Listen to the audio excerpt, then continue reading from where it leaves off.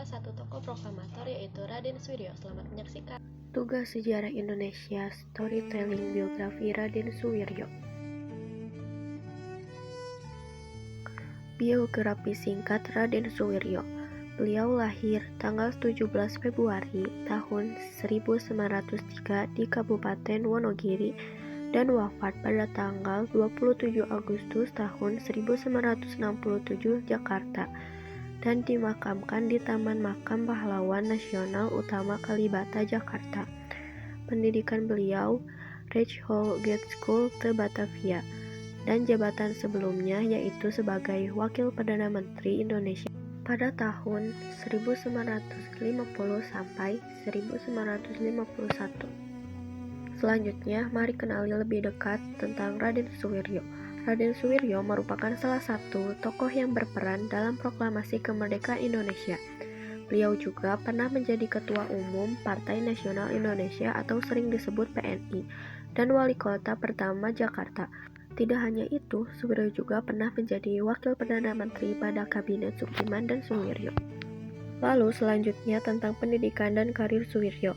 Suwiryo menamatkan AMS di Yogyakarta dan kuliah di Rijkshogeschool School, namun tidak tamat. Suwiryo sempat bekerja sebentar di Sentral Kantor for the Statistik. Kemudian ia bergiat di bidang partikelir, menjadi guru perguruan rakyat, kemudian memimpin majalah Kemudi, dan menjadi pegawai pusat Baukai atau Beringin, sebuah kantor asuransi. Pernah juga menjadi pengusaha obat di Cepu. Slide selanjutnya, kita akan membahas lebih lanjut tentang kisah perjalanan hidup Raden Suwiryo. Awal perjuangan, pada masa mudanya, Suwiryo aktif dalam Perhimpunan Pemuda Jongjava dan kemudian menjadi PNI.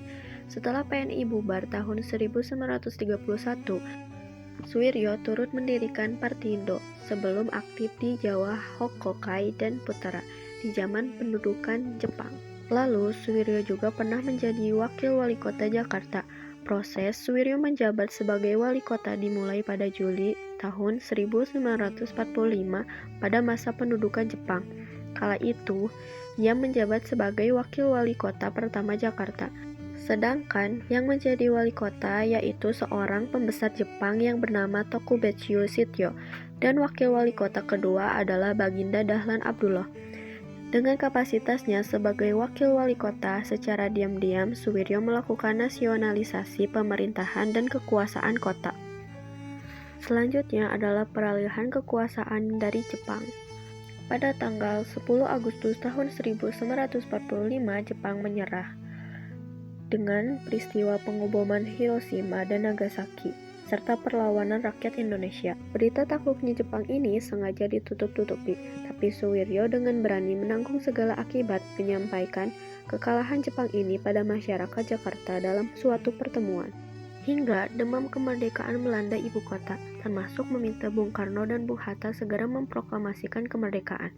Perpindahan kekuasaan dari Jepang dilakukan tanggal 19 September tahun 1945. Dan Suwiryo ditunjuk menjadi wali kota Jakarta pada tanggal 23 September 1945.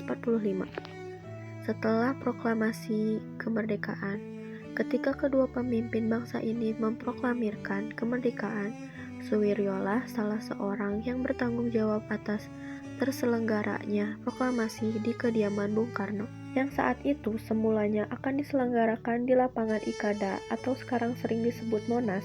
Dikarenakan di sana masih banyak bala tentara dengan senjata lengkap, maka dipilihlah di kediaman Bung Karno. Kemudian, Suwiryo pernah ditangkap oleh NICA atau Pemerintahan Sipil Hindia Belanda. Suwiryo diculik oleh pasukan NICA di kediamannya di kawasan Menteng. Selama 5 bulan, dia disekap di daerah Jalan Gajah Mada, dan kemudian November tahun 1947 diterbangkan ke Semarang dan kemudian ke Yogyakarta.